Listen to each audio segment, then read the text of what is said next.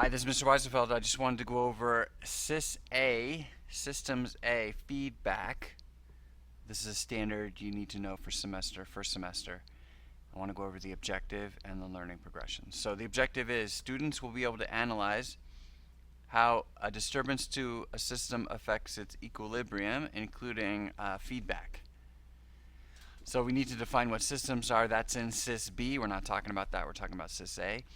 Sys A, first of all, to get a score 1.0, you need to evaluate the input and output of a system. So what goes into a system, what comes out of a system, and you need to tell me if that is a system that is in equilibrium or not based on that information. So when you're analyzing a system, you're looking at inputs and outputs and boundaries and components. You need to tell me given inputs and outputs if the system is in equilibrium. You need to know what that definition of equilibrium is, and then do that evaluation. Then for 2 points, or for 2.0 level in the standard, you need to tell me about a dynamic equilibrium. What is a dynamic equilibrium and what is a static equilibrium, and if a system is in or exhibiting static equilibrium or a dynamic equilibrium. So first of all, let's just say, we'll talk about this more, but let me define it very quickly. A dynamic equilibrium is when you have input and output to a system. So there's something going in, there's something coming out, and yet the amount of matter or energy or information in the system remains the same. Remember, a balance or remaining the same, that's what equilibrium is.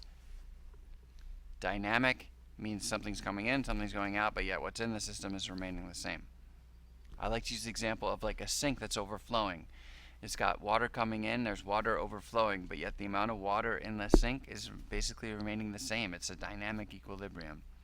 Static equilibrium, on the other hand, there is no input and no output, and the amount of matter, energy, or information in the system is remaining the same.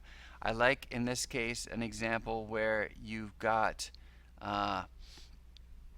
something that's off, like your cell phone. When the battery's dead, there's no input, there's no output, it's not running, it's not on, it's not functioning. It's a static equilibrium. Yet there's amount of energy or matter in the system, it's not remaining the same. It is remaining the same. That's static equilibrium. Third level, level 3, to pass this standard, you have to tell me if the system is giving positive or negative feedback.